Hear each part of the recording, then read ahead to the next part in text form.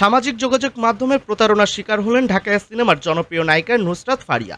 তার নাম ও ছবি ব্যবহার করে এক ভুয়া ফেসবুক আইডি খোলা হয়েছে, যেখান থেকে মানুষদের কাছে টাকা চাওয়া হচ্ছে। সোমবার দুপুরে নিজের অফিসিয়াল ফেসবুক পেজে এই ভুয়া আইডির স্ক্রিনশট প্রকাশ করে সবাইকে সতর্ক করেন নুসরাত ফারিয়া। সতর্কবার্তায় তিনি লেখেন, কেউ আমার ছবি ও পরিচয় ব্যবহার করে ভুয়া নাম্বার দিয়ে মানুষের কাছ থেকে টাকা চাইছে।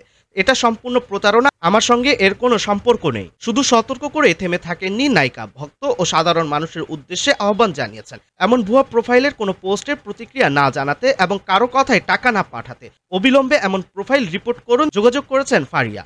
তারকাদের নামে ভুয়া আইডি খোলার ঘটনা নতুন নয়, এর আগেও এমন বিড়ম্বনায় পড়েছেন অভিনেত্রী সাদিয়া জাহান প্রভা, বরেণ্য চিত্রনায়ক আলমগীর সহ অনেকেই। প্রভার নামেও একাধিক ভুয়া অ্যাকাউন্ট থেকে ভক্তদের সঙ্গে যোগাযোগের চেষ্টা করা হয়েছিল। আর আলমগীরের ঘটনায় সতর্কবার্তা দিয়েছিলেন তার মেয়ে কণ্ঠশিল্পী আখি আলমগীর। সাইবার বিশ্লেষকদের মতে জনপ্রিয় তারকাদের পরিচয় ব্যবহার করে প্রতারণার ঘটনা দিন দিন বাড়ছে।